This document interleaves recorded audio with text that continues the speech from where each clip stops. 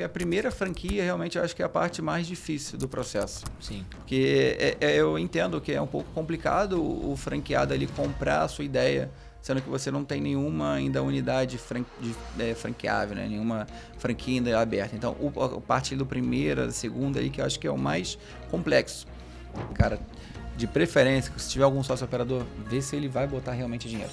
Porque se ele não botar dinheiro, eu sei que ele não vai gastar energia máxima ali que ele gastaria se ele estivesse botando o dinheiro dele. Então a gente sempre está indicando a fazer isso ali, justamente para poder realmente a pessoa estar dando a vida ali, dando sangue, realmente para fazer o negócio dar certo. Porque nada é fácil, empreender no Brasil, cara, é loucura. E é isso, a pessoa tem que dar o máximo ali para poder fazer o negócio dar certo.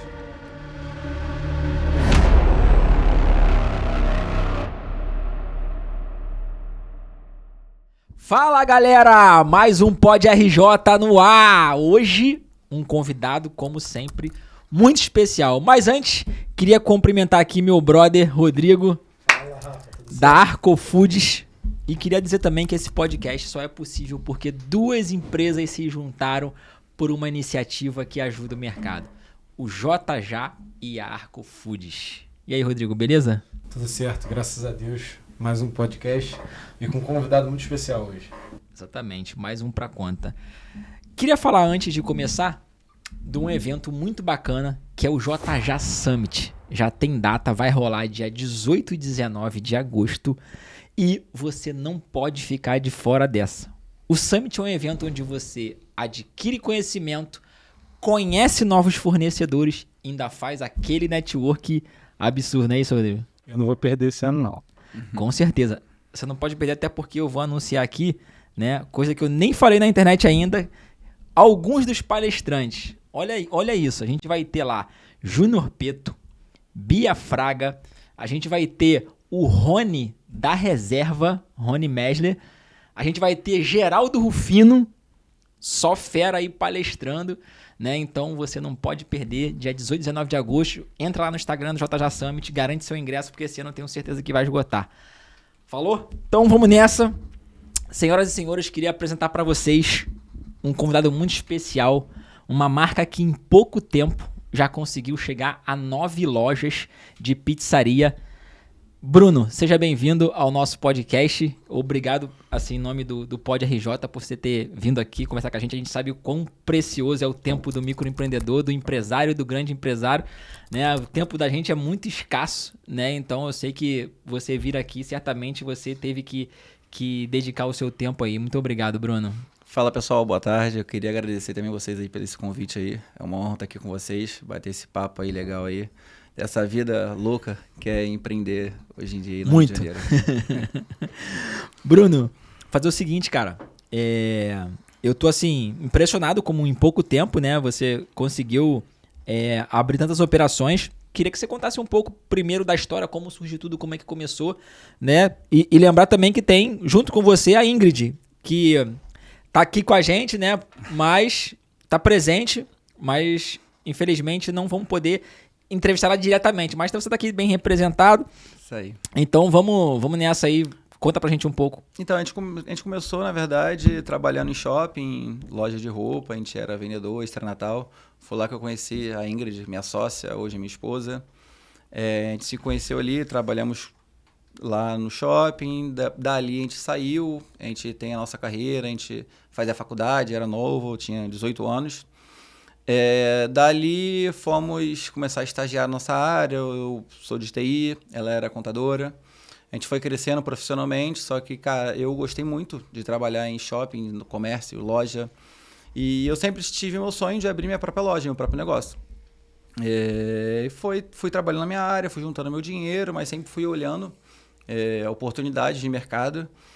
Não sabia muito exatamente qual ramo que eu queria, mas o ramo de alimentação me atraía muito. Eu sempre brinco que ninguém deixa de comer, todo mundo pode deixar de consumir, comprar uma roupa, algo do tipo, mas comer ninguém deixa de comer. Eu comecei a ficar bem interessado, vi uma oportunidade. Foi quando eu conheci a pizzaria, eu adquiri uma operação na região ali do Meia, no Caxambi, e entrei de cabeça, não era uma coisa ali planejada, mas, cara, eu gostei bastante, fiquei apaixonado por aquilo ali. E dali que a gente foi crescendo ali a operação, tentar entender processos, estrutura, gestão, modelo de negócio. Eu não sabia nada disso, tanto que nunca foi minha área. Ali que eu conheci, fui entendendo, fui pesquisando, fui para São Paulo e entender, estudar sobre o mercado. E dali que a gente conseguiu fazer tudo acontecer. Legal. E aí, a Ingrid ficava no back office, né, na parte da contabilidade, e você na operacional, era isso? Exatamente. Ela que dava todo o suporte ali por trás ali de gestão, de compras, de contas a pagar. Eu nunca fui de fazer isso. Nunca, não era a minha praia de fazer toda a parte financeira da empresa. Essa parte é a parte chata, né? Exatamente. Nunca foi minha praia, não. Mas tanto que por entender tanto a necessidade disso, e eu sempre pegava e analisava todo o relatório com ela. Sempre no final do mês a gente sentava ali, fazia o DRE, e ela que ficava no meu pé, cara, tu não me passou o boleto tal, cadê a conta que você comprou lá para poder bater aqui, pra gente conseguir bater no nosso DRE? Então, ela que ficava sempre nessa parte e eu era muito operador, sempre fui muito operador. Eu era o cara que muitas vezes abria a loja, fechava a loja, entendia de todos os processos internos ali da empresa. Sim. E qual foi o momento, Bruno, que você entendeu assim, cara, eu já tô com a primeira loja, deu certo, vou partir para a segunda, vou partir para o modelo de franquia. Como é que foi essa decisão? O que você avaliou? Como é que foi esse momento? Então, isso daí demorou um pouquinho. Primeiro, a gente só queria fazer o negócio dar certo, né? A gente não conhece, não sabia. Então, logo depois veio a pandemia, a gente precisou completamente se reestruturar. E surgiu, na verdade, um primeiro cliente. Veio falando, cara, você pensa em abrir franquia? Aí eu falei, cara, já sonhei uma vez assim, mas eu sei que é uma coisa meio complexa. Eles vão marcar uma reunião, vamos conversar. Aí a gente marcou uma reunião no shopping. Cara, eu gostei, só que era um valor de investimento bem alto pra gente antigamente. Bem no comecinho não estava fazendo sentido, a gente não tinha essa verba. Mas sempre deixou aquela pulga atrás na orelha ali de, cara, um dia a gente vai chegar lá. Só que ele meio que sentou ali com a gente falando sobre processo, estrutura, a gente não tinha 100% definido. Foi quando que aos poucos a gente começou a organizar a casa. Cara, se a gente quer um dia fazer isso, vamos criar esse processo, vamos definir o que a gente pode fazer, o que a gente não pode fazer. Então a gente começou a organizar a casa ali, estruturando aos poucos. Mais para frente, chegou uma época que a gente sentou e foi quando a gente começou a conhecer algumas pessoas do mercado. E foi quando a gente falou, cara, agora é a hora, vamos realmente franquear. A gente conheceu, inclusive, a Camila, ela que formatou, ela que fez todo ali o nosso processo ali. E ela chegou, cara, vamos franquear o teu negócio, vamos fazer acontecer, vamos crescer. Então foi nisso que a gente contratou alguns chefes de São Paulo, o Fabiano e o Marcelo, para poder vir aqui para o Rio, ajudar todos os processos internos, porque na minha cabeça já estava certo, mas a gente sabe que não estava realmente 100% ali. Então a gente, cara, cortou diversos sabores do nosso cardápio, enxugou ali de mais de 70 sabores para 20 sabores. Então fizemos o porcionamento realmente ideal ali necessário para a operação. Então a gente criou todos os processos muito bem alinhados com ele e com o auxílio da Camila ali de criar toda a parte ali de documento, estrutura, como que a gente pode fazer, processo de legalização da marca, toda essa parte ali. Ela veio contribuindo com a gente ali para poder estar fazendo essa parte. Sim, aí você começou, foi a primeira loja e depois a procura da outra foi natural ou você fez algum trabalho para expandir? Cara, então, primeiro a gente começou a fazer toda a parte de formatação e depois, cara, vamos procurar se agora essa parte de expansão que era um pouco mais difícil, porque a primeira franquia realmente eu acho que é a parte mais difícil do processo. Sim. Porque eu entendo que é um pouco complicado o franqueado ali comprar a sua ideia, sendo que você não tem nenhuma ainda unidade franqueável, né? Nenhuma franquia ainda aberta. Então, a parte do primeira, da segunda aí, que eu acho que é o mais complexo. E, cara, a gente, graças a Deus, conseguimos o primeiro e o segundo franqueado praticamente juntos, tá? O primeiro franqueado eu até conheci um pouco antes ali. Foi quando eu sentei com ele, conversei ali. Na verdade, ele que veio falar comigo. Porque ele já tinha conversado... cara, quando um dia você podia franquear a tua marca, né? Eu falei, cara, eu pretendo, a gente tá nesse processo. Quando franquear, tu me avisa. Passou um tempo ali, e aí, cara, já formatou? Como que tá? Eu falei, cara, pra te falar a verdade, acabamos de finalizar agora que a gente vai começar a abrir o processo ali pra poder fazer a expansão. E, pô, vamos lá que eu quero fazer. E o que eu consegui até vender ali a pizzaria para ele foi quando a esposa dele tava ele e a esposa dele. E a esposa dele falou, cara, a gente tava conversando que ela falou, a pizza deve ser muito difícil trabalhar com pizzaria. Eu falei, cara, eu te provo que é fácil. Vamos fazer o seguinte, vamos lá na pizzaria que eu te provo. Em 5 minutos tu sai de lá sabendo fazer a pizza. Tu vai ver que vai ser muito fácil os processos. Aí ela duvido. Beleza, vamos sair agora. Fui lá, ela foi lá. Cara, eles saíram de lá, ela falou, cara, fazer pizza é só isso mesmo? É desse jeito? Então, óbvio, além de depois já consumirem um produto e virem que os processos realmente são fáceis, a gente conseguiu tanto esse franqueado, que é o nosso franqueado hoje, o Rafael e a Isabela, que é da unidade da Tijuca, e praticamente junto, ou pouco, nem um mês depois, veio o Ebert, que é a unidade Jacarepaguá. Ele veio pela internet, por tráfego pago, e tanto que hoje em dia são as unidades que mais vendem na rede ali. E foi as 2 primeiras unidades que acreditaram ali na marca ali e apostaram logo de primeira, logo de cara. Sim. E você acredita que você deu sorte com a escolha dos franqueados? Você conseguiu... Cara, eu acho que isso faz total... É isso que faz a marca crescer. Sim. Porque se você não tiver franqueado ali, que realmente toque operar, toque para operação, realmente acredite na marca, realmente acredite, tenha um propósito, é isso que faz a marca dar certo. Porque se tiver franqueado que realmente não está na mesma sintonia que a gente, eu acho que dali que começa tudo a desandar. Então, hoje, tanto que eu já tive franqueados, possíveis franqueados interessados na marca, só que a gente passa por um processo seletivo e não fazia sentido para a marca seguir com esse possível franqueado. Então, hoje em dia, a gente trabalha com um processo de seleção bem intensa ali para poder ver se realmente há interação tanto da parte quanto do franqueado quanto da franqueadora para poder ter como se fosse um relacionamento, né, que eu sempre falo ali. Sim. Uma pergunta que eu até fiquei curioso. Você fala muito sobre o perfil do franqueado, e é claro que ele tem muitas responsabilidades, inclusive com a marca. Você sente que você mudou quando era um empreendedor, quando passa a ser um franqueador do comportamento? Completamente diferente. Eu era 100% operador e eu não vou mentir, senti bastante dificuldade quando tu faz essa transição de posição. Eu sempre gostei muito de operar loja. Eu sou muito operador, sempre gostei muito.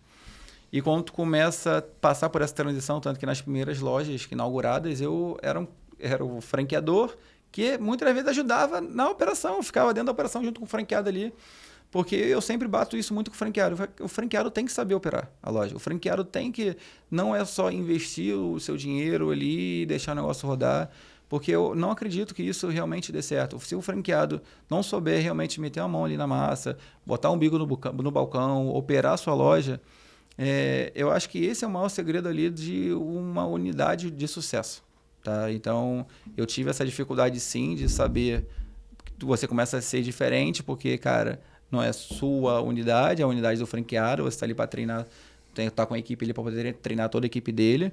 Então, realmente, é bem diferente. Na primeira, na segunda, tu sente, cara, é muito diferente do que eu fazia lá. Mas a gente vai aprendendo hoje em dia, a gente já está acostumado. É um desafio grande, né, você escolher um franqueado, né? Mas o que eu aprendi um pouco sobre franquia é que você não deve colocar aquele cara que acha que franquia é um investimento, né? Tem gente que acha que franquia é investir, né? Aí ele quer abrir uma franquia pro filho que vai completar 18 anos trabalhar, ou pra esposa que vai lá uma vez por semana. Então, assim, não é por aí, né? Eu acredito que franquia é exatamente o que você falou, é o cara que quer trabalhar, sabe? A gente já teve no caso, próprio negócio, entendeu? A gente já teve caso de um franqueado querendo abrir 3 franquias e ele não queria operar. Eu falei, primeiro de tudo, fui tentar entender e eu falei, cara, pra gente não faz sentido, porque eu acredito que não vai dar muito certo. Quem vai ser? Vou tentar botar um gerente. Eu falei, cara, mas ele tem um ramo, ele é outro ramo, ele é completamente ocupado e não ia dar match ali com a gente. Então, não por ele, mas pelo modelo que a pessoa está disposta ali a fazer. Então, a gente sempre procura, óbvio que a gente pode ter ali são 2, um sócio ali, e sempre tendo um sócio operador, alguém que opere. Tem que ter esse sócio operador. Exatamente. E de preferência, esse sócio operador, ele tem que ter colocado dinheiro, né? Exato. Porque tem cara que traz um cara para ser o sócio operador, aí ele diz, vamos abrir uma pizzaria, beleza, ó, tem ali a Forneria Carioca. Eu vou entrar com dinheiro, senta com trabalho. Quando o cara entra e não tem nada a perder, ele não vai dedicar aquele cara que pegou o dinheirinho suado dele ali e colocou no negócio. Exatamente. Né? A gente sempre fala muito isso também, cara. De preferência, se tiver algum sócio operador, vê se ele vai botar realmente dinheiro.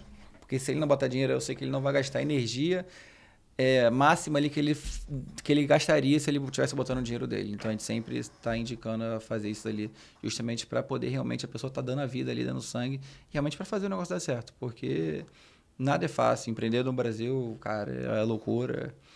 E é isso, a pessoa tem que dar o máximo ali para poder fazer o negócio dar certo. No final das contas, o franqueado ele perde aquele trabalho inicial de você montar um modelo de negócio que dê certo, quando você já validou. Exatamente. O papel dele, o grande desafio é pegar essa estratégia, pegar esse modelo de negócio e replicar na realidade e fazer com que dê certo. Exatamente. Eu fui na convenção de um franqueador cliente da Arco Foods, e ele tinha uma palestra super interessante. São de franqueados americanos, só que dos maiores do mundo. São pessoas que têm diversas franquias e os franqueadores querem ter ele como operador porque sabem da capacidade do cara de fazer isso dar certo. Sim.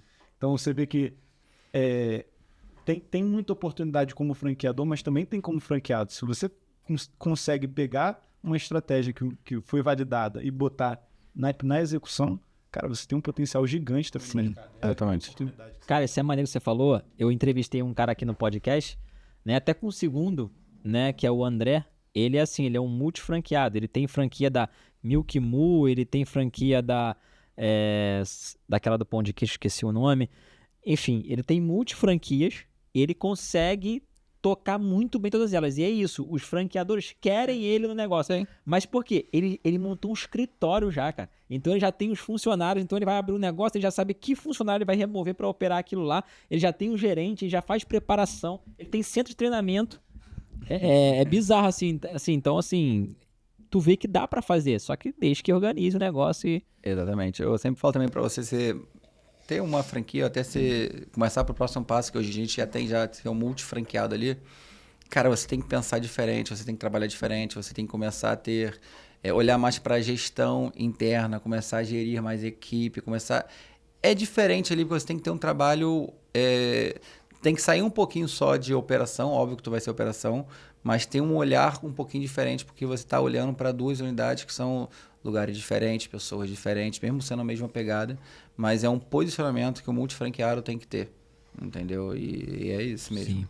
O Bruno, nessa tua trajetória, a gente sabe que, com certeza, por você chegar até aqui, nem conheço o negócio, mas eu sei que você passou algumas dificuldades. Tô enganado ou não? Não, isso aí foi muitas dificuldades. Mesmo. E assim... E o bom que essa vida de empreendedor, com as dificuldades, a gente aprende muito, né? E a gente ganha casca. Esse é um dos motivos que eu te chamei aqui no podcast, para você contar pra gente, né, como você resolveu alguns problemas que você teve. E aí eu queria saber o seguinte, um dos assuntos que tem sido, eu acho que a chave pros restaurantes é saber lidar com pessoas, né? É contratar certo, conseguir manter funcionário e principalmente entender a cabeça dessa nova geração agora, que é a geração Z, né? Que você tem que... Ou você se adapta a ela ou você quebra, né? Exatamente. Porque, enfim... Queria saber, assim, hoje, como que é o turnover da marca, se você acha que vocês têm conseguido ter uma política de manter os funcionários ou não, tá no processo ainda, pode falar pra gente se tiver no processo ainda. Mas, enfim, como é que tá essa questão de pessoas na marca?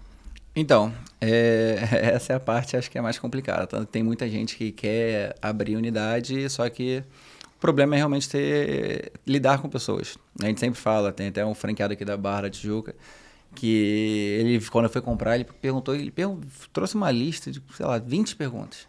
Até brinquei, falei, cara, tu não falou a principal pergunta. Ele falei, qual?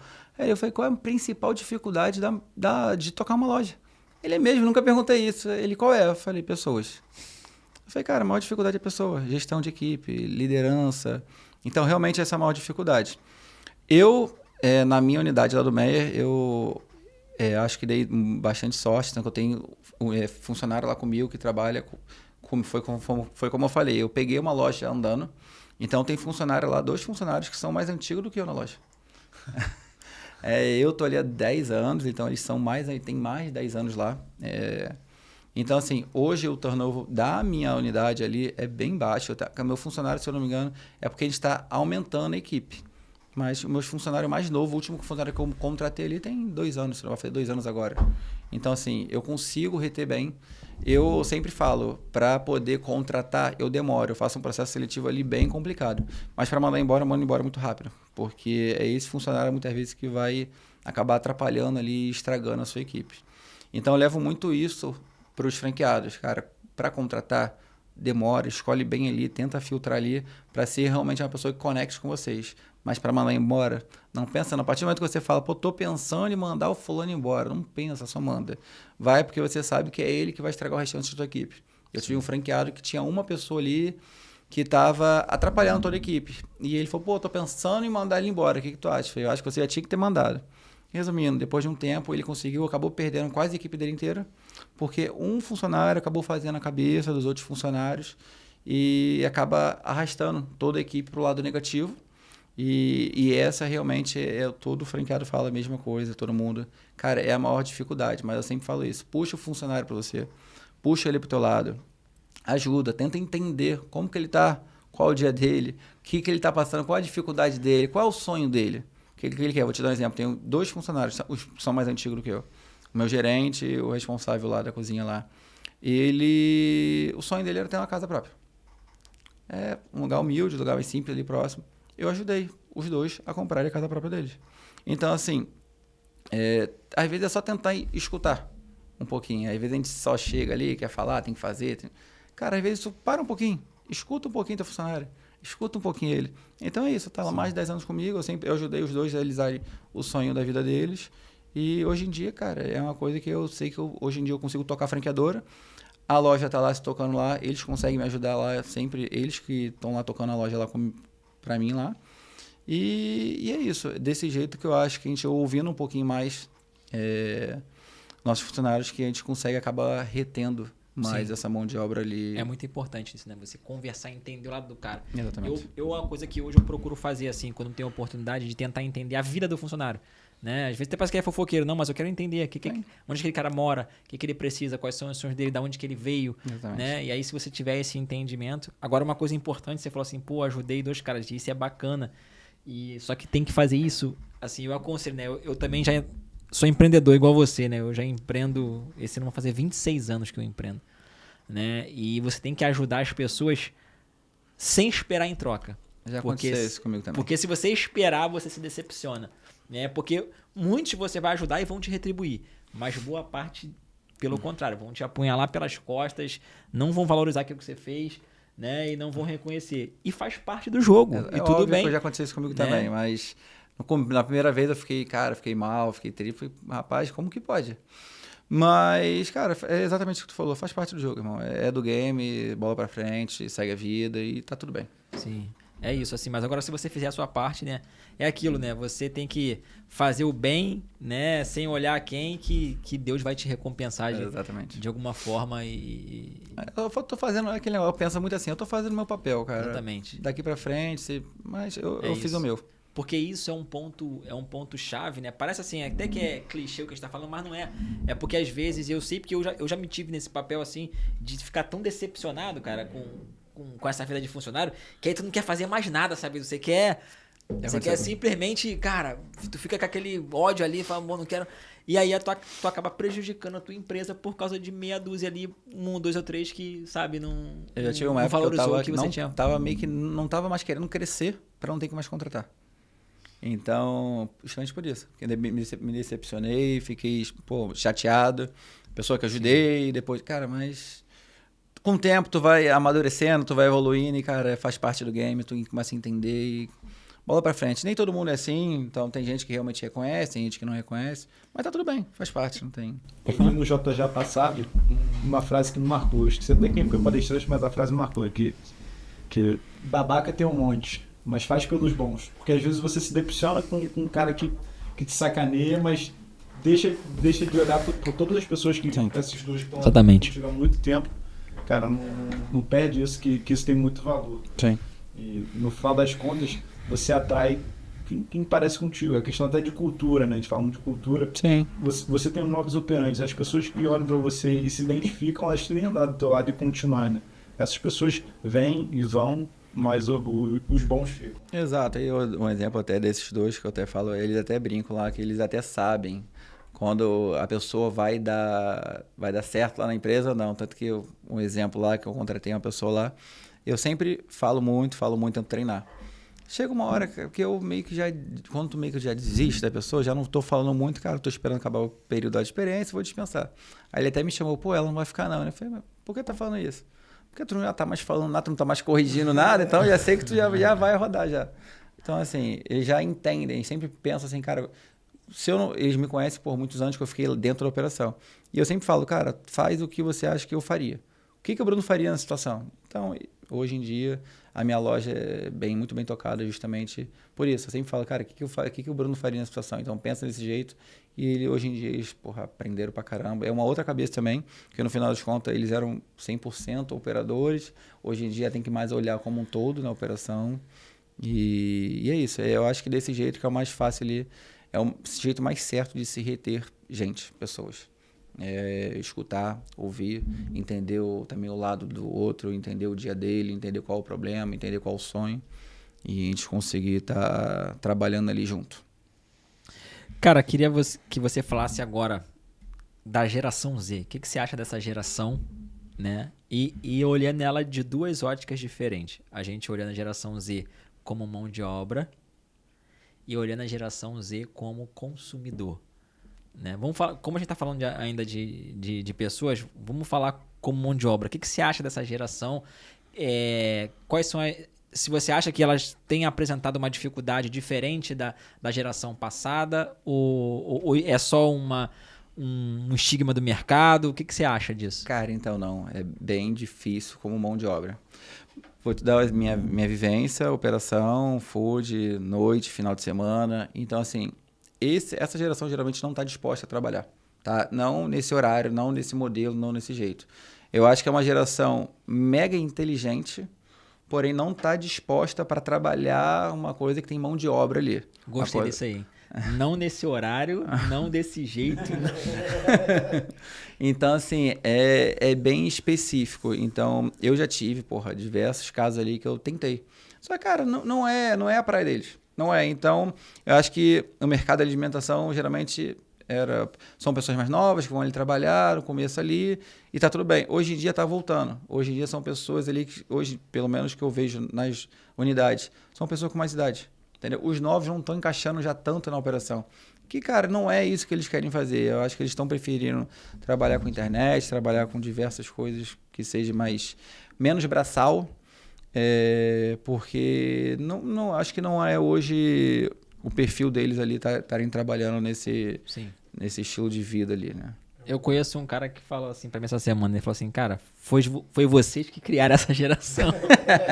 Vocês que criaram. Na verdade é o seguinte, já começa a característica que a geração Z tem um dado que ela é a geração que mais herdou da história, né? Então, se você... Qualquer um que tenha um filho hoje da geração Z, certamente o filho dele teve uma vida muito mais fácil do que ele. Então é uma geração que as características dela, eles é o que você falou, eles não querem ter o seu carro. Por exemplo, eu quando tava para fazer 18 anos, meu sonho era quando fazer 18 anos ter dinheiro para comprar um carro. Mas meu sonho primeiro era ter habilitação. Aí depois o carro. Aí depois o carro. Esse era o sonho de qualquer... Hoje não, eles não querem. Eles querem para eles andar de Uber e tá... Cara, eu tive um funcionário meu, geração Z também, que pediu demissão por causa do Tigrinho, cara. Porque começou a ganhar dinheiro, 1, 2, 3 dias no Tigrinho, Sim. Primeiro mês ele ganhou dinheiro e saiu, pediu demissão por causa disso. Porque era mais fácil tu ganhar dinheiro numa casa de aposta do que você trabalhar. Que loucura, cara. Exatamente. É porque hoje eles têm muitas opções, né? Eles podem ganhar dinheiro com, por exemplo, com Uber, se tiver carteira, o pai pagar ali a carteira para ele consegue pegar um Uber e trabalhar. Aí o Uber, ele, teoricamente, trabalha a hora que ele quiser, né? Ele faz o horário dele, acorda a hora que quer. Muito melhor do que enfrentar uma chapa de uma hamburgueria, né? Ali, né? Então, enfim... Que antigamente era o primeiro emprego, né? Nos Estados Unidos era assim. O primeiro emprego do jovem era... Tem no livro do Bill Gates fala que o primeiro emprego dele foi no McDonald's. Né? Então, né? Eu acho que o Jeff Bezos também foi uma hamburgueria. Foi. Então, enfim...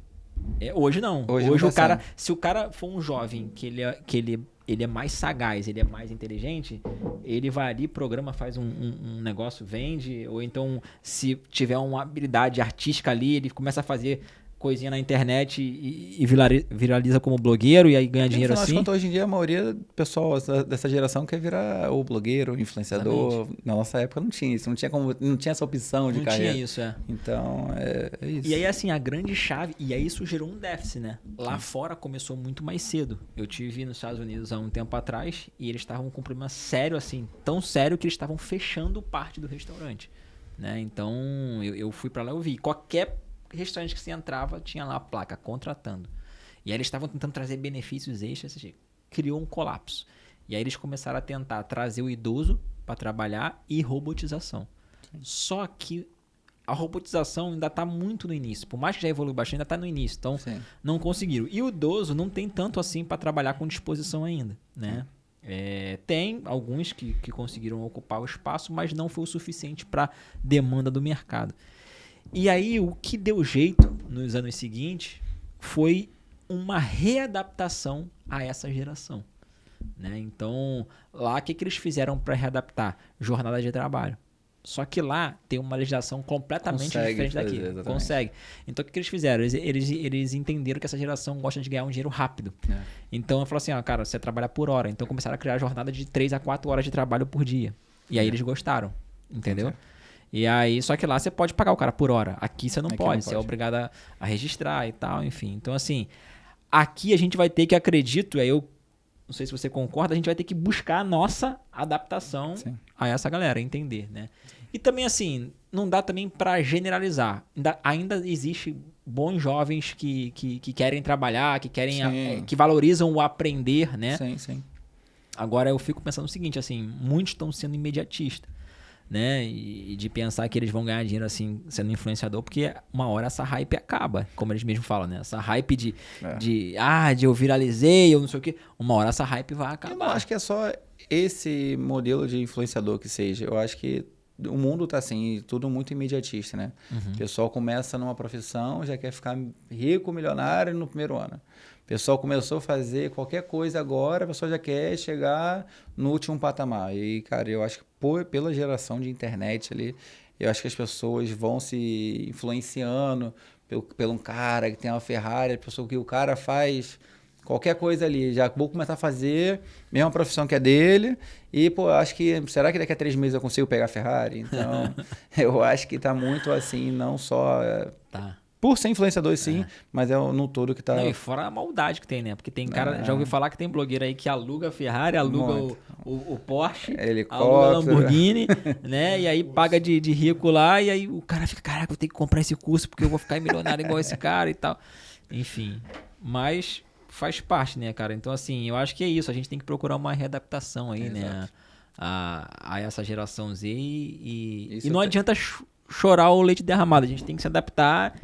tentar entender, né? Fazer aquele negócio, fazer nossa parte. Sim. Falando até sobre esse movimento de muitos jovens querendo ser blogueiro, a gente sempre soube que a atenção da massa sempre valeu muito. Tipo, olha pela televisão, quanto custava você botar um anúncio no horário privilegiado.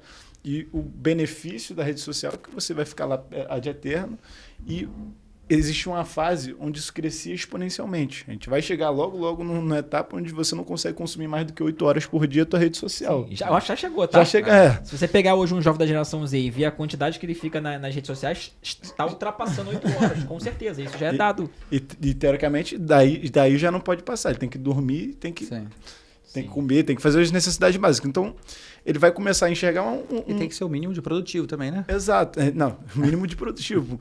Por mais que seja a geração que mais herdou, ele tem que manter pelo menos os bens dele. E ele vai enxergar que vai ser uma profissão que vai ficar povoada, como ficou a carreira de engenheiro, como está ficando a própria carreira de medicina. Então, logo, essa bolha vai estourar e as pessoas vão começar a cair na realidade que existem outras profissões. Isso aí é uma realidade, porque é bizarro. Se você pega aí, vamos pegar aí uns 3, 4, 5 anos atrás... Qualquer palhaçada que você fizesse na internet começasse a transmitir ao vivo, o negócio viralizava.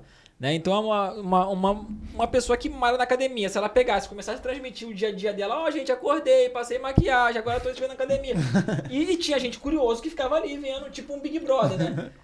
E isso tá chegando, vai chegar numa maneira que você falou assim, com todo mundo fazendo a mesma coisa, que o critério vai ficar mais alto, então vai ficar mais difícil e eu acredito que nesse momento que começa um problema. Mas eu acho que antes disso, cara, eu acho que eles ainda vão reduzir o tempo de dormir. De consumo. Não, de dormir mesmo. Eu acho que daqui a pouco eles vão estar, se não já estão, né, dormindo menos.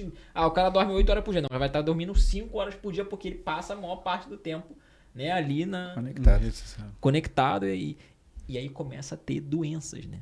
Sim. Você vê uma geração muito doente. Eu sei porque eu empreendo há 26 anos, como eu te falei, e no começo eu comecei minha empresa com jovem. Né? Teve uma época que na minha empresa o mais velho tinha 22 anos. E, cara, eu tô falando lá no ano 2000. E você não tinha esse negócio de ver jovem com crise de ansiedade.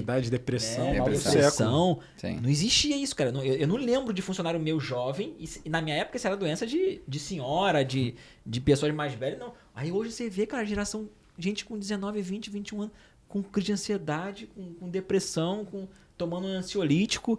Falei, caraca, tudo ocasionado pelo quê? Pelas redes sociais, né? Sim. Pelo esse negócio de ficar à exposição aí, né? A tecnologia o tempo todo, isso não vai fazer bem. Não sei se a gente foi preparado para isso, né? De ficar nessa exposição toda e tem um contraponto. O pessoal está preocupado com IA, a gente vai ter... Nosso grande desafio vai ser lidar com as novas gerações, com pessoas. Esse vai ser o... Porque no final das contas vai estar indo tudo para IA, né? Só que daqui a pouco o que vai ser mais valorizado vai ser realmente anúncios, propaganda que seja com pessoas. Porque tá todo mundo indo para um lado que também realmente daqui a pouco o básico vai ser o diferencial. Então eu acredito também que daqui para frente acho que vai acontecer isso também. Cara, maneiro esse papo, né? A gente... Não tem jeito, né? Pessoas vai ser sempre a chave de tudo ali. Então, eu já entrevistei muitos donos de restaurantes aqui, assim... Eu entrevisto aqui desde o cara pequeno que tem uma loja, do cara que tem 9 lojas e do cara que tem 100 lojas. Já entrevistei aqui Pizza Prime, enfim. E eu já ouvi, assim, de grandes nomes que o empresário que vai prosperar nos próximos anos é aquele que tiver a maior capacidade de gerir pessoas, né? Então, esse é o que a gente tem que estudar cada vez mais. E eu confesso, assim, que eu também estou estudando isso, porque quando tu acha que aprendeu alguma coisa, depois de tantos anos trabalhando, tu percebe que, cara, tu tá zerado, tem que começar tudo de novo. É verdade. Né? E aí, a gente tem jeito, né? A gente tem que partir pra essência, fazer nossa parte. Rafa, posso mudar o assunto? Com certeza. Então, uma pergunta muito boa aqui pro nosso convidado, que é sobre delivery. A gente sabe que tem novos entrantes, uma concorrência nova no mercado de delivery. Queria entender um pouco mais da tua operação, como é dividido entre os deliveries que você trabalha, se você tem operação local. Então, o nosso foco é delivery, tá? A gente tem o retirado ali, o takeaway, porém, algumas unidades têm uma representatividade até legal, só que a maioria não, tá? A maioria realmente é muito voltada para o delivery. E óbvio que a gente sempre tenta pegar ali, quando a gente vai, por exemplo, tem unidades que a gente vai ver ali para poder inaugurar a Copacabana. A gente tenta ver o público passante para poder auxiliar ali, porque melhora a margem na última linha pro franqueado, porque tu não tem um custo de logística e tudo, então é uma coisa boa pra gente e até mesmo para marketing, que a gente estava conversando. Isso pra gente é bom, tá? Uma rua com movimento, com passante. Só que às vezes nem sempre a conta fecha. Porque às vezes um custo é muito alto, ou às vezes a gente não acha naquela região ali, porque no final de contas o delivery a gente tem que estar, geograficamente falando, num ponto estratégico. Então a gente tem nossa região ali que a gente quer atender, que já é tudo mapeado, desenhado ali. A gente não pode estar numa ponta da região, a gente não vai conseguir atender a outra ponta. Então geralmente a gente sempre procura estar bem no meio, centralizado ali, onde a gente quer atender. Vou dar um exemplo ali na unidade nossa de Copacabana. A gente fica ali próximo ao arpoador. Então a gente consegue, a gente está bem no meio praticamente do Leme, até o Leme, até a ponta ali de Ipanema, Leblon ali. Então a gente está no meio, entendeu? Então imagina se a gente estivesse no Leme, do Leme até o final do Leblon lá, fica bem distante. Então existe toda essa estratégia ali para a gente poder se encaixar ali bem no delivery, propositalmente, Barra da Tijuca, a gente está mais centralizado ali no meio ali, que a gente consegue bater tanto para um lado quanto para o outro, a gente fica bem no meio. Então, para ficar próximo ali de ambos os lados ali. E, cara, hoje o nosso delivery é 99% ali. Tem uma unidade ou outra que chega ali quase 10%, mas no da rede bate esse número ali. Falando nesse assunto, eu queria saber a tua opinião sobre uma coisa. Eu tô achando que eu tenho um pitaco que esse ano, a partir do segundo semestre, a gente vai crescer muito o takeaway. Por que eu tô achando isso? Porque logo vai entrar mais um marketplace no mercado aí, né? Que é a Kita. Hoje já temos 99, iFood, né? A Rappi meio que desistiu um pouco do... Falam que vai voltar, mas não sei, né? Ele tá sempre falando que vai voltar, eu já ouvi isso umas 3 vezes e eles não voltam. Né? Inclusive, eles iam fazer uma presença forte no passado. Acho que quando eles iam vir com tudo, aí veio o 99 e a Kita, acho que deu um banho de água fria neles. Eles recuaram. Eles tinham bons planos. Inclusive, eles chegaram a fazer uma parceria com o Zé Delivery, que dentro do Zé Delivery você ia pedir a Rappi ali. Enfim. E aí, eles deram uma recuada. Já ouvi rumores que vão vir... alguns lá de fora, né, que é o Nordeste, que parece que está em São Paulo, já tem tá com o escritório em São Paulo faz 2 anos, trabalhando para começar, né? Já ouvi até falar boatos que o Mercado Livre está querendo vir para o food, né? Enfim. Então eu acho que com isso, nem precisa esses novos entrarem, mas só com esses que já tem hoje, a Kita 99 e iFood, disputando a logística, os motoboys, isso vai fazer com que o preço vai ser da logística disputado. vai disparar, né? Hoje, se você contar em média, se você assinar todos os direitos do motoboy, você vai ver que o custo em média de uma entrega hoje está girando em torno de R$14, né? Mais ou menos. Tem uns menos, outros mais, mas essa média uma mesmo. média é R$14. Entrando mais um player no mercado, os motoboys ficam escassos. E aí, lei da oferta e da procura. Vai ter que aumentar. Né? Vai ter que aumentar. Eu tô achando que essa entrega vai chegar aí a R$21. Eu já ouvi falar de que a Kita vai pagar R$350 na diária pro cara que executar 21 entregas. Né? Ou 30 entregas, sei lá, uma coisa assim. Ou seja, os caras vão começar a pular e para quem tá pagando mais. Naturalmente, vai aumentar. E hoje, tu deve concordar comigo, que o restaurante ele não consegue mais suportar esse ágio. Não, impossível. Não consegue. Ele vai ter que repassar isso pro consumidor. Sim. Não né? vai fechar conta. Exatamente. Porque hoje, na verdade, ele já não consegue cobrar. Sim. Hoje, a maioria dos clientes de delivery do mercado, eles meio que cobram ali em torno de R$7 e eles subsidiam mais 7. Né? Ou seja, só que agora vai para 21, não tem jeito. Vai ter que... E aí eu acredito que nesse momento passa a fazer sentido o takeaway no Brasil. Porque aí, um exemplo, hoje o cara, ele não vai... Ele, de repente, pô, R$10 de diferença, R$7 não vai fazer diferença. Agora, a hora que for R$20 a entrega, o cara, pô, R$20 eu passo lá e pego.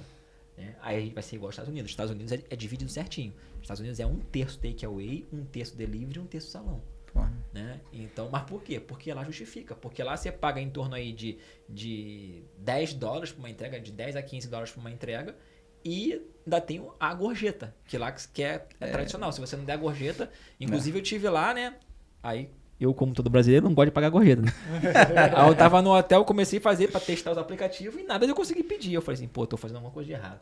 Aí cheguei na recepção do hotel, mostrei, falei assim, o que eu tô fazendo de errado? Aí a mulher olhou assim, no chips. Aí eu, tá bom. Aí eu fui lá, marquei, na mesma hora o cara aceitou. O interessante é que eles marcam com antecedência. Antes do motoboy chegar, já marca se você vai dar tip ou não. Não é, porque eles veem na hora que pra eles aceitarem a corrida, porque lá é tudo nuvem já, né? Então pra aceitar a corrida, igual o Uber aqui, ele olha se tudo deu gorjeta, não deu, não aceita não. Porque pra ele já não faz sentido, né? Igual aqui não dá mais, não vai ter essa margem de tu pagar barato pra uma logística. O cara vai querer alto porque tem quem pague alto, né? Então... Sim, mas esse realmente o problema que a gente está mapeando ali, que realmente vai acontecer. A logística vai explodir. Sim. E a gente tem que tentar entender realmente, a gente vai começar a ter que trabalhar muitas ações para retirada. Eu acredito que se a gente fizer eu tô até adaptando o JJ para isso, a plataforma, que tô colocando ela bem preparada pro takeaway mesmo, de criar um painelzinho pro cara, tipo o Madeira, tem lá que tu vê a posição Sim. que tu tá, pro cara retirar.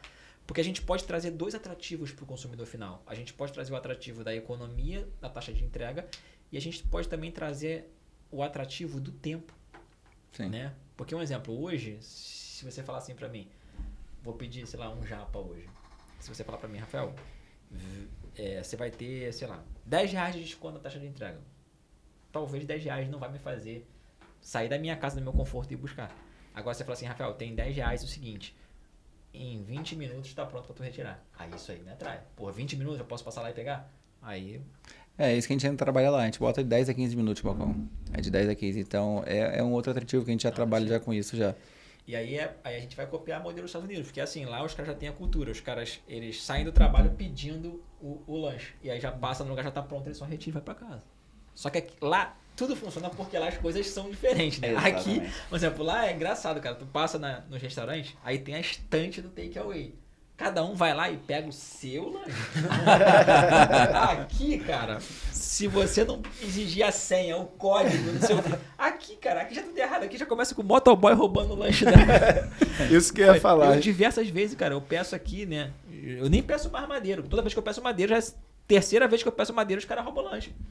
Então não dá pra pedir madeiro aqui no Jardim Oceânico, não, porque pede no iFood. Se teu lanche for grande, o motoboy falou, cara, dependendo do lanche, olha assim, se o lanche for bom, eu olhei a nota, fica pra mim, não vou entregar. Tá vendo como que é? Impressionante, né? Então, assim, Brasil é tudo um desafio, né? A parte, né, da gente tocar isso aí.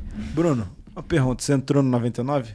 Cara, não. Hoje a nossa marca é exclusiva, iFood, e graças a Deus a gente vem com uma parceria aí bem bacana, sempre tivemos iFood, a gente trabalhou hoje em dia, um ano mais ou menos, com essa exclusiva. A gente já foi exclusivo há alguns anos, voltamos agora.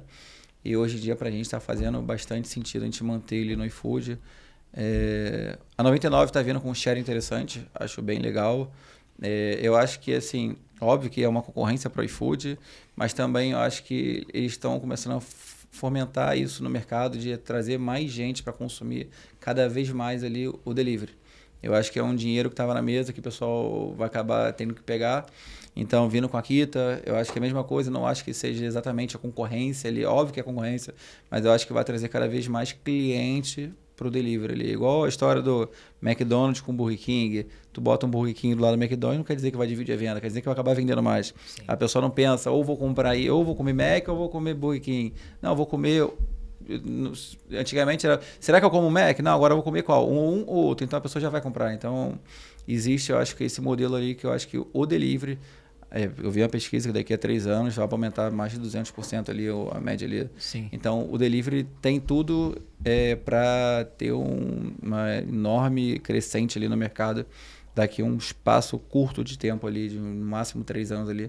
Eu acho que pra gente, a gente vai surfar muito essa onda ali, vai ser muito bom para quem está no mercado. Sim. Eu ouvi uma entrevista dos chineses que eles entraram aqui porque eles acreditam que esse mercado aqui vai crescer algumas vezes, né? Bem mais de 200%. Né? Eu ouvi falar de 3 a 5 vezes, né? É o fomento do mercado, né? Por exemplo, só a 99 agora, ela entrou e já fomentou o mercado. Sim. Porque muita gente que nem pedia em delivery ficou sabendo que no Outback ele pedia costela por 50 pratas, por R$40. Aí o cara, vou pedir aqui então. Eu nem peço delivery, mas agora eu vou pedir. Lanches, pessoal, o influenciador tá fazendo, consegui um lanche secreto por R$10. O pessoal pede, cara. Minha mãe, meus pais não são de pedir, cara, vou pedir aqui R$10 esse lanche aqui. Então, assim, acaba realmente fermentando ali. E tu acaba começando a criar um consumo ali que não existia naquele público. Então... E sem contar que tem outras coisas que estão impulsionando isso também, né? Só os marketplaces. A nossa própria inflação que a gente vive, né? Porque hoje você vai no mercado fazer compra, cara, é surreal o mercado. Você tá gastando muito dinheiro. Aí tu fala assim, caraca, imagina, se eu for, assim, vou fazer uma lasanha em casa. Cara, tu vai no mercado e comprar os insumos pra fazer uma lasanha, é muito melhor pedir na Parmeia uma lasanha, sei lá, um restaurante. Tu vai pedir uma lasanha, tu vai gastar muito menos, né? Então, assim, e também a mulher se inseriu de vez no mercado de trabalho, né? Não é mais um processo de transição. Antigamente, assim, quando eu era moleque, a maioria das mães dos meus amigos estavam em casa cuidando da casa do filho. Hoje não, hoje tá bem dividido, já se consolidou a mulher no mercado de trabalho. Então, eu acredito que a mulher não tem mais tempo para chegar em casa e ainda ter que cozinhar, ter que fazer comida. É um outro perfil, né, hoje em dia, né? Exatamente. E aí, isso fomenta o crescimento da marmitaria também, de comida, né? Muita gente pedindo comida, né? É uma tendência também de crescimento do delivery, né? Exatamente. A gente mesmo nunca tinha, por exemplo, o perfil de consumo de marmita. A gente sentava a cozinhar, a gente começava a pedir às vezes um iFood, mas, cara, a gente começou a pegar a marmita congelada, guarda lá e tira, porque Porque não tem tempo, justamente por isso. A gente não tem tempo. E com isso acaba girando. Aí, hoje em dia, tu compra aquela marmita congelada que tu pega pela praticidade, bota rapidinho no micro-ondas, tu já consegue consumir. Sim. Então, eu acho que realmente a rotina das pessoas estão mudando.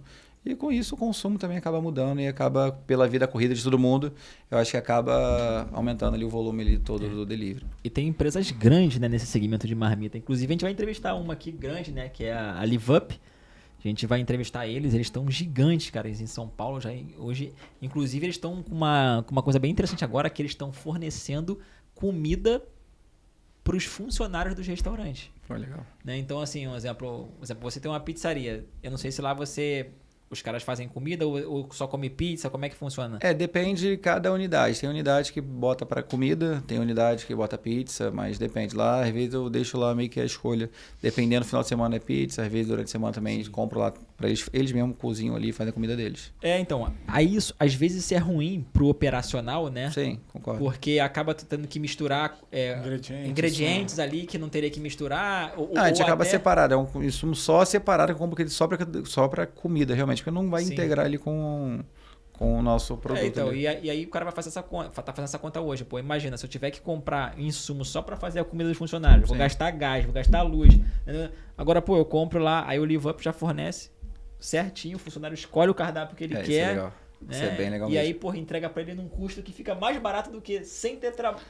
Não é só o custo, é mais a operação. Muitas das vezes a gente não consegue fazer comida lá por causa da operação. Então, muitas das vezes acaba comendo pizza, na maioria das vezes, na grande maioria é pizza, mas é pelo tempo de realmente parar para fazer. Então, tanto que tinha unidade nossa que era 100% comida, só que hoje em dia é realmente pizza, porque, cara, não dá tempo de cozinhar, não dá tempo de parar para fazer, e realmente é uma outra dor. Tem unidade que dá a refeição para franqueado ali, um cartãozinho de refeição, só que o problema, em uma hora vai comer onde, vai comprar onde, aí pede um delivery, aí vai nessa linha ali.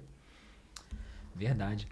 Cara, agora mudando um pouco de assunto, uma outra dor grande do mercado, né, é a questão do financeiro, né? Hoje, algumas instituições, né, como a ANR, né, a própria Galúnio, a Brasel, às vezes divulgam um dado e a gente se assusta com o número de restaurantes que não tem conseguido lucrar, que tem empatado ou tomado prejuízo, né? E poucos com lucro, né? Eu queria saber, assim, o que você acredita, por que o mercado está assim e o que tem que fazer para não passar por isso? Então, o que eu vejo muito, tenho muitos conhecidos ali, próximo da minha unidade ali, que eu converso bastante, que eu até ajudo ali. Eu acho que o grande problema é que o empresário ali, geralmente um microempresário, começou a abrir, tem uma unidade, abriu uma pizzaria, abriu uma hamburgueria, que seja. Ele é muito operador. Então, ele não é o cara que consegue, não tem a mesma sorte que eu tive de ter uma sócia que administrava ali o negócio ali, realmente contava tudo ali. Que faz uma gestão, que faz um DRE, que faz um controle de CMV, que faz um modelo ali de... modelo básico ali para fazer uma conta de CMV com CMO para poder dar, para encaixar, logística. Então, tem muita gente que, por exemplo, dá frete grátis e não sabia embutir no preço, que vai trabalhar no iFood e não consegue embutir o preço, a precificação do iFood certa dentro do cardápio. Então, acho que esse ocorrido é porque as pessoas acabam não fazendo conta. Não é geralmente, como ela é muito operadora, então ela não olha muito para esse lado, ela vai se basear no concorrente ali do lado. Meu vizinho cobra pizza R$50, então se eu botar mais de R$50, eu vou quebrar. Ele vai lá e bota 48, aí o vizinho vê que está 48 e vai diminuindo. No final das contas, um quebra o outro e os dois acabam não fazendo a gestão e um está dando o tiro no próprio pé. Então, no final das contas, é isso que está acontecendo bastante no mercado. Caramba. A gente sabe que essa dificuldade é grande quando a gente começa a conversar, principalmente com os restaurantes menores, Sim. né? E aí o cara começa a se embolar com banco, com tarifas que ele não controla, como a própria do iFood, né? O cara que hoje não ficar de olho ali no quanto que ele tá pagando de taxa pro iFood, né? Esse cara pode ir à falência fácil, né? Exatamente. Não tem uma estratégia ali para cupom. Cara, cupom consome muito, cupom, anúncio. Então, assim, você não saber esses custos, eu acho que não fazer vou dar um exemplo até bobo ali, que eu conheço muita gente que não faz ali, não fazer um porcionamento de insumo. para poder saber realmente quanto que sai seu produto. Tem gente que não sabe quanto sai, vende um hambúrguer, mas não sabe quanto custa o próprio hambúrguer. Vende a pizza, mas quanto que... Não faz uma ficha técnica. Não tem ficha técnica, não tem nada. Então, eu acho que tá ali o principal ali. Não foi feita uma precificação realmente trabalhada em cima do produto. Cara, quanto tem de margem em cima de produto? Deve ser mais ou menos por aí. Então, é isso que eu vejo muito. Eu acredito que o mercado está passando por um período de adaptação. Porque se você parar há um tempo atrás, o cara conseguia abrir um negócio e ir levando sem ser tão profissional, sabe? Porque não tinha tanta concorrência. Então, por exemplo, pizzaria. Imagina como que era uma margem de lucro de pizzaria. Com certeza era muito maior do que hoje. Porque eu me lembro, por exemplo, no bairro que eu morava, eu sou nascido e criado na Taquara, né? Na Taquara ali, cara, tinha, sei lá, 3 pizzarias no bairro inteiro, sabe? E aí ficaram assim durante anos. Então, assim, devia ser muito mais fácil, né? Então dá pro cara... Hoje não, hoje o mercado não tem... A gente estava falando isso esses dias, foi isso é uma semana. E, cara, antigamente qualquer pizzaria abria ali e, cara, dava super certo. Vendia 300 comandas, vendia muito. Cara, tinha motoboy que começou ali comigo, ele falou, eu trabalhava isso há 10 anos atrás. Aí ele fala, 5 anos atrás, eu trabalhava na tal pizzaria ali, 5, 10 anos. Rapaz, vendia 400 comandas, vendia pra caramba, e o cara não era, só que, ele não era organizado. Mas, assim, o que eu via, não tinha tanta concorrência, então todo mundo que abria explodia de vender e tinha muita margem e o pessoal podia ser exatamente isso, mediano, ele não precisava ter uma gestão boa, porque no final das contas dava dinheiro, não tinha aquele sufoco de alta concorrência, diferente de hoje. É muito difícil de tu abrir uma pizzaria hoje do zero, sem conhecimento, sem marca, sem nada, e você conseguir realmente fazer dar certo. Tu vê o exemplo, caso até de farmácia. Antigamente tinha muita farmácia de bairro. Sim. Hoje em dia as farmácias grandes estão indo para diversos lugares que antigamente não iam e estão quebrando as farmácias pequenas. É exatamente isso. Então, hoje em dia até uma farmácia pequena, um caso, é difícil de sobreviver. É igual a qualquer ramo, entendeu? Os grandes estão dificultando ali o mercado ali, estão estreitando cada vez mais. E hoje em dia, se tu não for, tu pode começar pequeno, mas se tu não for um pequeno muito bom, cara, se você não tiver muito bom ali, muita operação, processos, gestão, ali é muito difícil.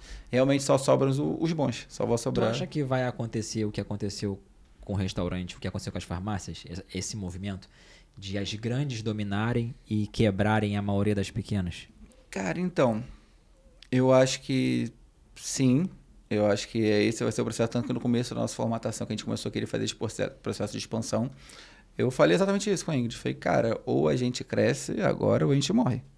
É bem simples. Eu acho que o mercado daqui a algum tempo, cara, vai mudar. Eu acho que eles começaram a surgir bastante franquia.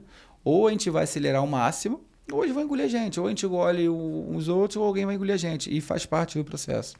Então, eu acho que realmente isso vai acontecer, porque cada vez mais o grande tem mais margem para negociar com o iFood, tem mais margem para negociar com o fornecedor, porque está comprando muita quantidade, e o pequeno já não vai ter essa vantagem, e o pequeno muitas das vezes não faz conta, e, cara, o pequeno não tem verba de marketing ali para poder investir pesado, muitas das vezes, então o grande acaba trazendo todos esses benefícios que o pequeno não vai ter. Então fica muito complicado de brigar, entendeu? Então, sim, eu acho que é isso que vai... Essa que vai ser a tendência daqui. Eu acho que assim, o food talvez seja um pouco menos agressivo que o ramo de farmácia, porque dá para você fazer algo diferente. Sim. Na farmácia não, exemplo. Você falou uma coisa certa. Eu já dou prioridade de na Venâncio, por exemplo, porque na Venâncio tem tudo, é mais completo e geralmente é mais barato. Sim. Né? E no restaurante isso vai acontecer, mas no restaurante você pode produzir algo diferente. Então, eu não vou comer a mesma pizza que eu como na sua. Tu pode ter um teu diferencial. Exatamente. Então, assim, tem salvação, né? Desde que você tenha um diferencial e faça bem feito. Exatamente. O mercado tem exigido cada vez mais processo, matemática, fazer conta, saber ficha técnica, qual vai ser o seu preço. Sim. Mas a base, a essência do food service é uma arte, né? Você transformar os insumos numa receita e que pode ser único. E você sendo único, você pode botar o preço que você quiser. Você vê grandes pizzarias que não tem franquia, que não são redes, tem apenas uma unidade e explode de vender. Explode de vender. Tem pizzarias novas aí que tu vê ali, só que ele faz um diferencial, cara, e explode, exatamente isso. Só que é uma coisa que ele criou somente para ele. É uma coisa que começou só dele, cara, e com o marketing certo, com tudo certo, cara, explode. Se ele conseguir enxergar qual é a demanda do mercado naquele local Exatamente. onde ele abre, que também não adianta. O cara vai abrir uma baita de uma pizzaria num bairro onde Não é o público precisa. dele. Eles procuram delivery. Então, o cara entendendo a demanda do mercado e tendo uma proposta de valor em que ele acredita e sendo fiel a ela, ainda tem espaço. É que você cria cada vez mais dificuldade de você abrir o teu negócio. Né? Exatamente. Isso, na verdade, eu acho que é o ser humano. Sempre tá querendo ser o mais perfeito possível para começar a startar. Sempre tem alguma coisa ali para poder, antes de começar qualquer projeto. Eu sempre falo, cara, melhor feito do que mal feito. Então, cara, vamos fazer. Vamos fazer. Óbvio que a gente tem que estruturar, fazer tudo, mas vamos executar, porque não adianta a gente esperar a Lua alinhado com Júpiter para botar tudo certo. Não vai. E isso geralmente nem é o perfil do empreendedor. Isso, geralmente, o empreendedor, vamos criar um paraquedas, se joga do avião, a gente vai fazendo e é isso aí. Ô Bruno, questão do marketing. Hoje lá, como é que vocês fazem? O marketing é interno? É uma agência externa? O que vocês têm feito de marketing? Então, hoje a gente conseguiu evoluir bastante o nosso marketing. Hoje é nosso marketing interno, com a nossa Patrícia aí, que está hoje dedicada aí 100% com a gente. Cara, hoje a gente entende que marketing é essencial para a marca.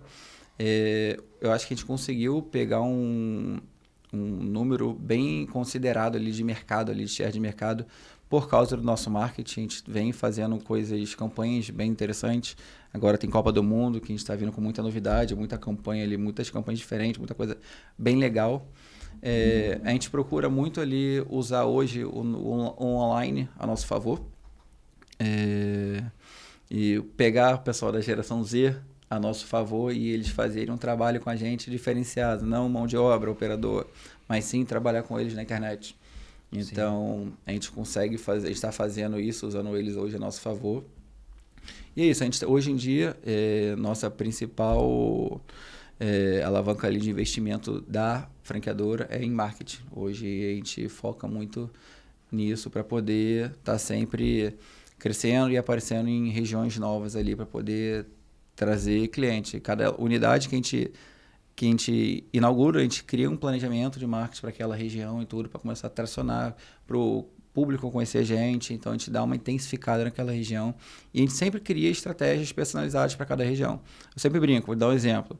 Pode ser que em Nova Iguaçu funcione muito um carro de som, mas não quer dizer que o carro de som funcione na Zona Sul.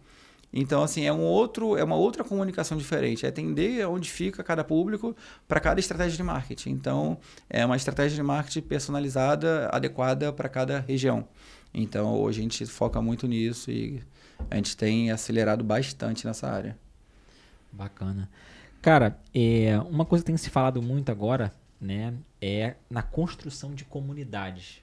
Né? Hoje, isso começou lá fora, né? E eu já vi algumas marcas, inclusive, contratando uma pessoa para tomar conta da sua comunidade de cliente, né? Então, ou seja, eu acredito que hoje vocês têm muitos clientes, né? Que não sei se você tem um CRM hoje. Você falou que trabalha com o Repediu, né? Sim. Se o Repediu lá te mostra ali hoje a quantidade de clientes que compram com vocês. É que a gente está implementando, não foi implementar em todas as unidades, Sim. não. Começamos agora. Então, e aí quando você olhar esse número, você vai entender, putz, cara, eu não preciso nem buscar clientes novos. Se eu fizer um trabalho nesses clientes aqui, eles mesmos vão multiplicar esse trabalho. E para isso as pessoas têm feito comunidades. Isso é muito mais barato, você reconquistar, que seja trazer esse cliente ali mais vezes ali do que conquistar um cliente novo ali. Verdade. Eu tô até lendo um livro sobre isso agora chamado Get Together, né? É um livro americano que fala sobre formação de comunidade. Hoje, né, se você conseguir reunir, né, esse conjunto de pessoas em prol da sua marca e se faça alguma coisa em prol delas, né, certamente elas vão espalhar o seu nome e é mais fácil você trabalhar para essa galera do que ficar trabalhando uma aquisição, um CAC de cliente novo, né, que vai ser muito mais caro e menos rentável ali. Então, assim, vocês hoje já trabalham alguma coisa pro cliente de vocês, assim, já tem feito algum trabalho desse parecido? Então, antes foi o que eu falei, a gente está começando o trabalho agora, junto com o Repetiu ali, para começar a fazer um trabalho interno junto já com a nossa base de clientes. Tem unidade lá que tem mais de 20 mil clientes ali cadastrados, a gente já está pegando e começando a trabalhar essa base de clientes ali. A gente fez um teste na nossa unidade própria, que é do MEA, e agora a gente está começando a replicar isso em todas as unidades. Se tu fizer, foi exatamente o que você falou. A gente parando para fazer conta, sai muito mais barato a gente tentar reconquistar ali um cliente, tentar trabalhar um cliente que tem costume de pedir uma vez no mês, botar para pedir 2 vezes, dar um incentivo para ele pedir. Todo final de semana o cliente pede. Cara, dá um incentivo para ele começar a pedir durante a semana também, no dia do jogo do time dele ali. Então, trazer esse cliente, entender o perfil de consumo dele e trabalhar isso. E foi o que eu falei. E essas são estratégias diferentes. Perfil de um cliente que consome uma vez por mês, ou só final de semana, ou cliente que é vegetariano. Então, a gente consegue identificar todo esse perfil de cliente lá dentro e trabalhar em cima disso. Mas a gente está começando a startar isso já. Bacana. E hoje, vocês, no marketing, vocês trabalham só redes sociais ou vocês costumam fazer algum marketing offline, tipo alguma ação, panfleto? O que vocês fazem de marketing hoje? Então, a gente até, na minha época lá que eu era sozinho lá, a gente trabalhava panfletagem, tudo dava muito resultado. Hoje, não é que a gente não faça, a gente faz, só que a gente sente que dá muito menos resultado, é muito mais energia e menos resultado. Sim. Mas nós fazemos trabalho sim com offline, a gente faz ação de rua. Na última que nós fizemos foi até em Vista Alegre. Geralmente a gente pega o pessoal, estica uma lona no meio da rua, quando fecha o sinal, esticam aquela lona, bateu a fome, vamos pedir a pizza. Aí o pessoal vai, outra equipe, 2 pessoas geralmente, sai distribuindo pizza no meio dos carros. Cara, fica um vídeo, fica bem legal. Então a gente tem geralmente esse costume de fazer inauguração. Toda inauguração a gente costuma fazer esse barulho em volta ali na região, no Recreio, a gente fez na Barra, a gente fez toda inauguração nós fizemos, a menos que inaugurou na chuva, geralmente a gente faz um pouquinho depois ali. Mas a gente sempre sempre faz essa estratégia, um exemplo específica, para fazer barulho na região. A gente sai distribuindo fatia de pizza para todo mundo e quando a pessoa acaba, embaixo tem ali um cupom de desconto de 20% de desconto. E aí, gostou? Peça então agora, aproveita o cupom de desconto, 20% de desconto. Então a gente sempre trabalha ali essa sensação de a pessoa degustar e depois ela estar presenteando ela com 20% de desconto no primeiro pedido. Maneiro. Cara, legal esse bate-papo, né? Deu para aprender bastante coisa já sobre pizza. Muita coisa. E para fechar, não sei se temos tempo ainda, Rafa. Já estouramos nosso tempo. Passou muito rápido.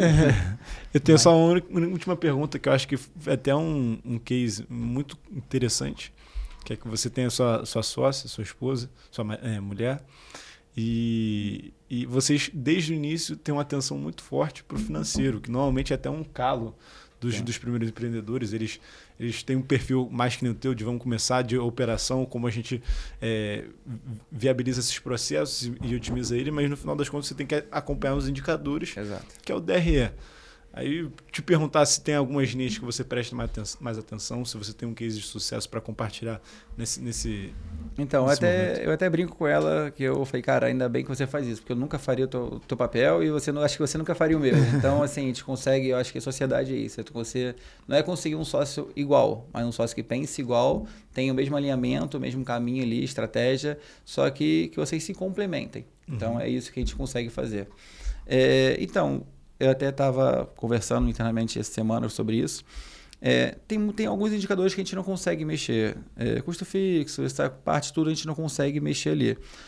Logística, dá para mexer, que é o calo de muita gente ali. Qual é a melhor estratégia para poder diminuir o teu custo de logística? Aumentar seu ticket médio. Tu precisa criar combinados, combos ali para poder aumentar teu ticket médio. Com aumentando o ticket médio, tu consegue diluir a logística. Principalmente dependendo de áreas. Tem algumas áreas que a logística acaba sendo mais cara que outras. Então, principalmente nessas áreas, cara, vamos tentar botar uns combos mais em evidência para poder aumentar o ticket médio, sempre botando no final, comprou uma pizza, 20% agora no desconto, adiciona uma brota, agora adiciona um Coca-Cola. Então, isso é uma estratégia que a gente faz para sempre estar tentando diluir a logística, ficar mais barata possível ali, para estar barateando. E o maior indicador, geralmente, ali também é o CMV. Então, hoje a média ali do CMV da rede está em média de 26%. E isso a gente se preocupa bastante. Isso a gente sempre fica muito na linha, a gente sempre bate muito com os franqueados. Fechou o mês, a gente já entra em contato com os franqueados. E aí, cara, como tá teu TDRE? Vamos marcar uma reunião. Como tá teu CMV? Eles, não, CMV eu consegui encaixar aqui. A gente sempre fala ali que é até 30%, porém nenhum chega ali próximo. Todo mundo ali 26, 27. Agora tem um franqueado ali que vai chegar possivelmente quase a 25. Então, assim, a gente sempre fica numa média ali, na margem boa ali, confortável. E é isso que fica a rentabilidade, porque no final das contas ninguém trabalha. A gente trabalha pelo dinheiro. A gente quer o resultado na última linha e é aquilo ali que vai trazer o dinheiro. Entendeu? Por isso a gente bate sempre muito no pé. DRE, cadê o DRE? Cadê o DRE? Vamos preocupar, controla o insumo, controla isso. Não precisa deixar o estoque alto desse jeito. Cara, vamos fazer um controle aqui. Tem o nosso gestor operacional que vai lá, auxilia isso. Meu CMV desse mês subiu. Cara, onde está o desperdício ali? Onde está indo? Para onde o dinheiro está indo? Então a gente faz esse controle ali. Eu acho, cara, é isso. O CMV, a gente tem que bater muito ali no pé. Custo fixo, infelizmente, ali, a gente tem que ser uma coisa estratégica no começo, quando você vai abrir ali. Mas, óbvio, que a gente tem que fazer esse acompanhamento e logística, a gente consegue fazer essa estratégia de tentar aumentar o TM para poder diluir a logística ali. São, acho que, os casos. E, óbvio, a iFood também, se você não controlar ali teu custo de iFood ali, isso estoura. Então, são alguns indicadores que são muito importantes, que acaba aumentando e você não sente, não vê, só vai ver na última linha. Bruno, o que você acredita que é o sucesso do delivery hoje? Cara, hoje o sucesso do delivery é você ter uma operação redonda, que se você não tiver uma operação redonda, você não consegue entregar um tempo bom para o cliente. Que eu sempre falo, o cliente nunca vai pedir produto quando ele vai ficar com fome. Ele, eu sei que daqui a 1 hora eu vou ficar com fome. Não vai. Não vai, o cliente já está morrendo de fome, o cliente já está com fome.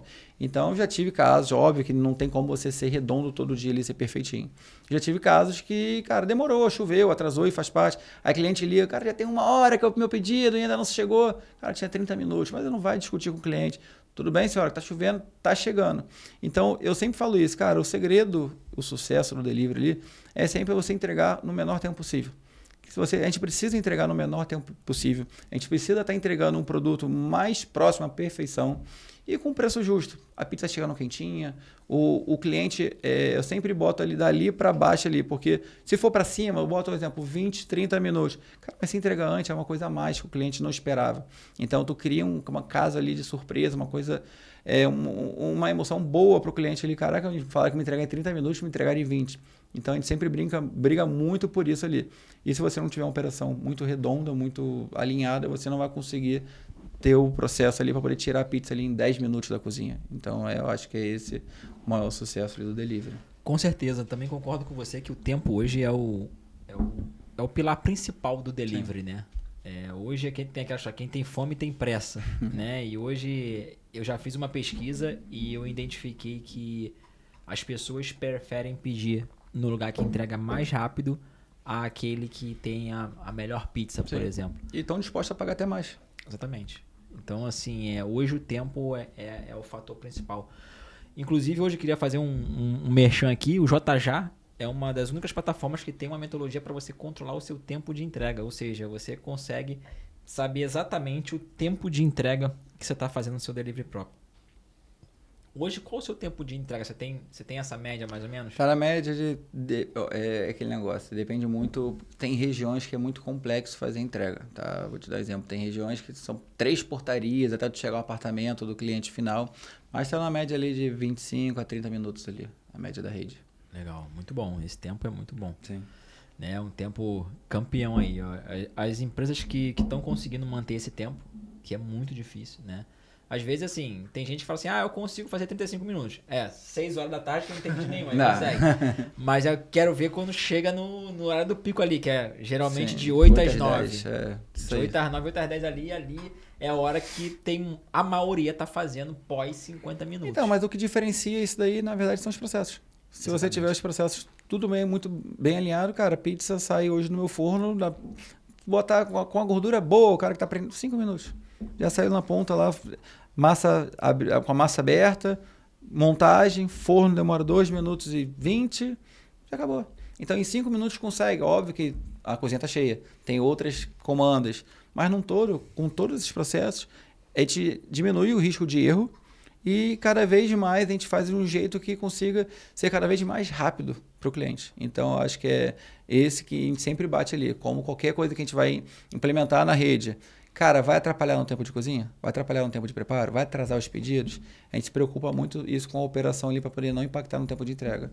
Então, a gente sempre visa muito, cara, tempo de entrega. Precisamos manter o tempo de entrega baixo. E não só manter, a gente precisa acordar, de cumprir com o que a gente colocou ali de prazo de entrega. Então, eu acho que esse é a maior, entre aspas, dificuldade de todos e é o maior segredo ali que todo mundo que consegue fidelizar muito ali o cliente. Maravilha. Muito bom, né? Mais uma pergunta, Rodrigo? Tenho muitas perguntas, mas acho que pelo tempo já então foi. eu vou fazer a última, vou te pedir a última coisa agora. Cara, o que você falaria para um cara que tá com a sua pizzaria hoje, tá no vermelho, não tá conseguindo lucrar? O que você falaria para esse cara hoje? Que mensagem você mandaria para ele? Cara, então, não desiste, não bate. Eu sei que bate o desespero, é complicado, mas o que eu fiz? Tenta entender. Primeiro vai para a parte ali de gestão da tua pizzaria, tenta entender os teus números, tenta sentar, organizar a casa ali. Chega quando ali você vai entender qual o teu número que você precisa chegar, qual a precificação certa. E não tenha medo de mudar. Muda, vai para frente, segue em frente. Passei por isso, já tive muito receio de fazer toda a minha alteração de cardápio, alteração necessária na empresa. Mas confia no processo, mantém tudo que você acredita ali, mantém um tempo de entrega, mantém um produto de qualidade que, no final das contas, no primeiro mês eu acho que você vai sentir realmente uma baqueada ali, o cliente vai sentir uma diferença, mas depois confia no processo que dá certo ali. Chega depois de um tempo ali, você vê que o negócio tomou a direção certa, você conseguiu ter uma precificação correta, você conseguiu definir processos melhores para sua empresa. Então, é isso, só não desistir dos seus sonhos que você chega lá. Maravilha, show de bola. E hoje qual o seu fornecedor de alimentos? Arco Food. Aí sim, pô. E um dia vai ser JJ, se Deus quiser. Isso aí. Pessoal, muito obrigado. Queria agradecer você, a Ingrid está aqui, pela essa visita aqui pra gente, trocar esse papo maravilhoso. Você que segue a gente, pra gente continuar trazendo esse conteúdo maravilhoso pra você, pô, se inscreve no canal, encaminha para um amigo seu pra gente espalhar esse conteúdo aqui e conseguir trazer esse conteúdo maravilhoso para vocês. Bruno, muito obrigado. Obrigado a vocês, pessoal. Obrigado. Até a próxima. Valeu. Valeu, pessoal. Valeu, gente.